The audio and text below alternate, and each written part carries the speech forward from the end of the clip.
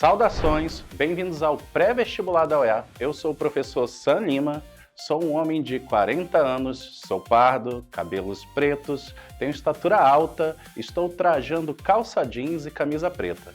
A nossa sala de aula é um estúdio de TV e eu estou ao lado de uma tela interativa que utilizarei para fazer anotações. A aula de hoje é a aula irmã e continuação da Guerra Fria. Nós vamos falar do fim do bloco soviético e a famosa nova ordem mundial, os Estados Unidos vencendo a Guerra Fria e tudo o mais que envolvem estes conteúdos. Acompanha comigo.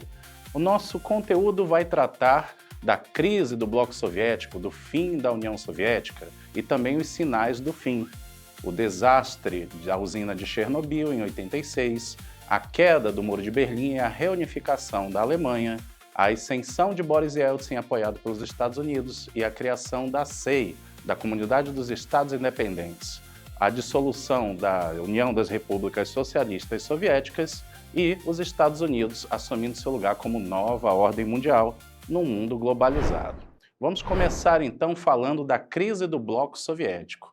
O contexto são os anos 80, os famosos anos 80 da cultura pop, mas na geopolítica, a União Soviética está começando a demonstrar sinais de falência profunda. Uma grave crise econômica está ocorrendo, com escassez de recursos básicos e um alto custo da conta da corrida armamentista de guerras durante todas as décadas anteriores. Isso vai acontecer principalmente com a história do último presidente da União Soviética, o senhor Mikhail Gorbachev.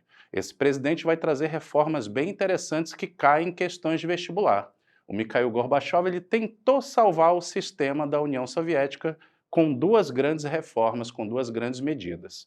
A primeira, a perestroika, a reestruturação, em russo, reestruturação da economia, que vai abrir espaço para elementos capitalistas na União Soviética, com direito até a uma famosa marca de fast food em Moscou, chegando pela primeira vez. Além disso, nós temos a Glasnost, a abertura política que permitiu a maior liberdade de expressão e a tal da transparência. Glasnost significa isso, transparência no governo. Mas mesmo com essas medidas de reestruturação e transparência, nós vamos ter um efeito dominó nessas medidas. Em vez de salvar a União Soviética, as reformas vão dar força para que os países do leste europeu começassem a rejeitar o comunismo e exigir democracia e independência para suas nações. Isso vai aparecer também, esse problema de crise de finanças da União Soviética, ali em Pripyat, na Ucrânia, na região ali de Chernobyl, o desastre de Chernobyl. 26 de abril de 86, o reator 4 da usina de Chernobyl vai explodir durante um teste de segurança, liberando uma gigantesca carga radioativa sobre toda a Europa. E, com o tempo, no decorrer das horas, toda a Europa vai percebendo esse desastre. Acompanha comigo na tela. O impacto político de Chernobyl é gigantesco. O governo soviético vai negar, vai esconder o acidente por um bom tempo, da própria população e da mídia. A farsa vai cair quando sensores de cientistas na Suécia detectarem altos níveis de radiação dias depois. No sistema, o desastre vai custar bilhões de rublos da União Soviética, evidenciando a falha da infraestrutura e vai destruir totalmente a confiança do povo em relação à sua nação. O próprio Mikhail Gorbachev vai declarar mais tarde que Chernobyl foi ali a verdadeira causa do efeito dominó do colapso da União Soviética. Além disso, entre os sinais do fim, nós voltamos agora para a Alemanha. Nós vamos ter a queda do Muro de Berlim e a reunificação da Alemanha. O fim oficial acontece em 1989. Sob forte pressão popular e protestos em massa dos dois lados, o governo da Alemanha Oriental vai ser forçado a abrir as fronteiras. Não terão mais guardas ali tomando conta imediatamente das guaritas do Muro de Berlim. Em 9 de novembro de 89, o Muro de Berlim começa a ser derrubado por populares e muito bem televisionado durante esse processo. A queda do Muro de Berlim gera imediatamente ali a unificação da Alemanha. Você lembra lá das aulas de Guerra Fria, que tinha a Alemanha Oriental, a Alemanha Ocidental? Agora nós vamos ter uma reunificação em 1990. A Alemanha será reunificada, dessa vez totalmente capitalista, pondo fim à famosa ideia de cortina de ferro que dividia a Europa ali ao meio. Dando continuidade, nós temos entre esses sinais do fim também a ascensão de Boris Yeltsin e a CEI, a Comunidade dos Estados Independentes. Isso vai acontecer com Boris Yeltsin emergindo como a principal liderança política dessa nova Rússia. Em 91, ele lidera a resistência popular contra ali uma tentativa de golpe de Estado feita pelos comunistas de linha dura que queriam derrubar as reformas. Destaque aqui para a imagem para o Boris discursando em cima de um tanque de guerra, mostrando o que era o início dos anos 90, esse final de Guerra Fria. A ascensão de Boris Yeltsin vem ali também, como eu te disse, com a CEI. Sabendo que a União Soviética já não tinha mais volta, o Yeltsin se reuniu com os líderes da Ucrânia e da Bielorrússia, fortes opositores da União Soviética, criando ali, assinando o Pacto de Bela-Veza, criando, como eu disse, a Comunidade dos Estados Independentes. E aí você pergunta, professor Sam, qual é o papel da CEI? A CEI foi criada como uma federação flexível para substituir, para haver uma transição da União Soviética para a Rússia, permitindo que novas nações independentes mantivessem laços econômicos de segurança comuns, evitando que a transição se tornasse um conflito direto. Então você tem a CEI como transição desse processo. Vamos falar então da dissolução oficial da União Soviética? O colapso acontece em 1991. Isolado politicamente pelas ações do Boris Yeltsin e pelas declarações de independência de quase todas as repúblicas soviéticas, o Mikhail Gorbachev não tinha mais um país de fato para governar. O fim oficial acontece no Natal de 1991. Gorbachev vai renunciar, a bandeira vermelha vai descer e a nova bandeira da Rússia, de 3 faixas, vem à tona. A União Soviética deixaria de existir oficialmente, dando lugar à Rússia e o novo presidente apoiado pelos Estados Unidos, o senhor Boris Yeltsin.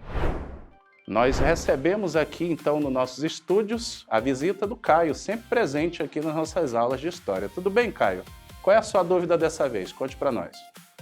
Professor Sam, se o presidente Gorbachev já estava criando a Glasnost para ser mais transparente, por que a URSS tentou esconder um acidente tão grave quanto o de Chernobyl? Excelente pergunta, Caio. Toda vez nas aulas me trazem isso, os alunos assistem séries, filmes e perguntam por que esconderam isso do povo, professor? E isso é uma contradição do governo soviético. O governo soviético queria sempre transparecer que era uma superpotência. Eles não queriam demonstrar falhas para o governo dos Estados Unidos ou para o resto da Europa. O instinto deles foi proteger a imagem de superpotência em vez de proteger as pessoas. E eles só admitiram depois que o escândalo havia vazado, certo? Então, mesmo com a transparência, a política de segurança da Guerra Fria prevaleceu. Esconderam tudo isso da população. Certo, Caio?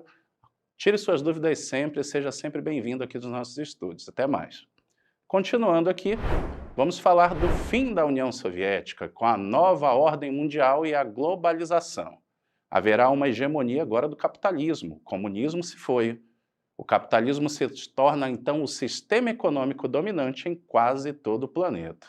Além disso, nós temos a globalização. O comércio e a tecnologia, as comunicações, vão se espalhar rapidamente. Fronteiras econômicas vão diminuir, criando um mercado mundial intensamente conectado. E a nova ordem mundial vai gerar novos desafios. Nós temos um novo mundo pela frente nesse final de século XX, o fim da Guerra Fria. A nova ordem trouxe novos problemas que não eram o foco da Guerra Fria, como, por exemplo, o famoso terrorismo internacional do fim dos anos 90 e anos 2000, além de crises financeiras globais associadas ao petróleo e fontes de energia, e as famosas questões ambientais planetárias, com direito até mesmo ao surgimento de uma mentalidade ecológica pelo mundo, certo? Vamos então aos exercícios? Eu tenho aqui a questão 1. Nenhuma grande crise internacional montou o palco para 9 de novembro de 1989. A queda do muro não resultou de algum confronto entre as grandes potências. Não houve retórica emocionante, qualquer ameaça de guerra, nenhum político acenando ante as câmeras. O chanceler alemão Helmut Kohl estava em visita oficial à Polônia. O presidente dos Estados Unidos, o George W. Bush, soube dos acontecimentos por intermédio de seu assessor de segurança, o Brenton Scowcroft, que ficou sabendo pelo noticiário da televisão que o muro estava caindo. Juntos, os dois foram para o estúdio privado do presidente, ao lado da famosa sala oval, e ligaram a TV. O Bush disse, meu Deus, a seus auxiliares, né? Se os soviéticos vão deixar os comunistas caírem na Alemanha Oriental, eles devem estar realmente falando sério. Mais sério do que eu achava. Então você vê, né, que a queda do muro é impactante até mesmo para o governo dos Estados Unidos. A pergunta é bem simples.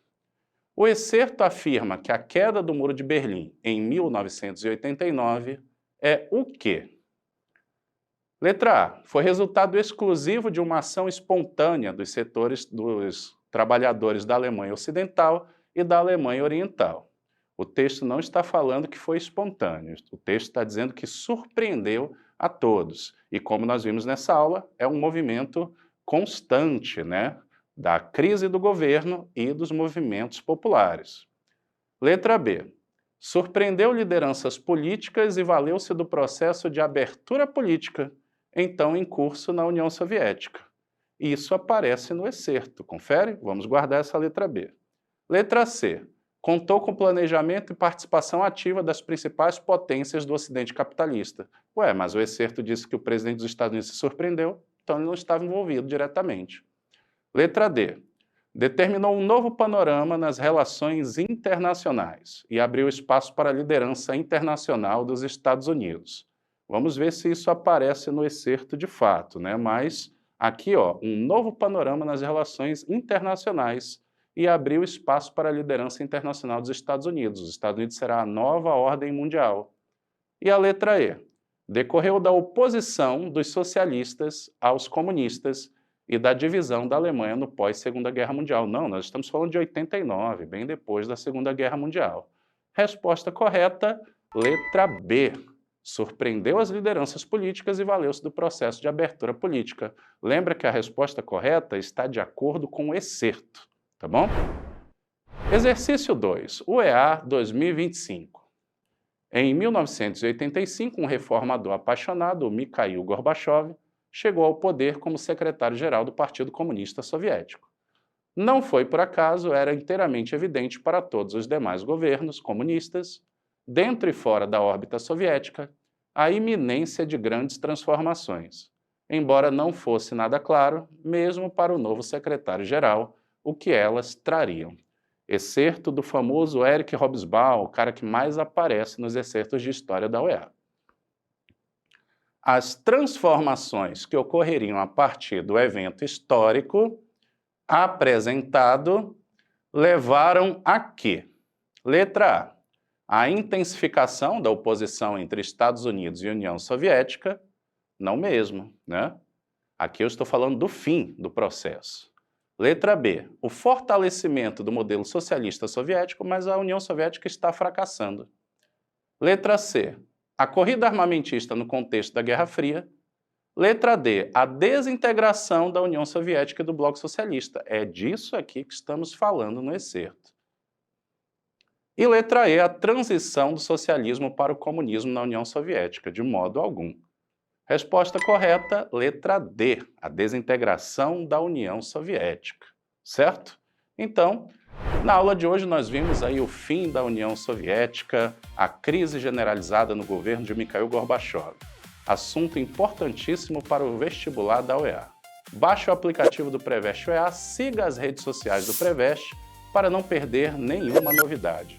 Tchau para vocês, bons estudos!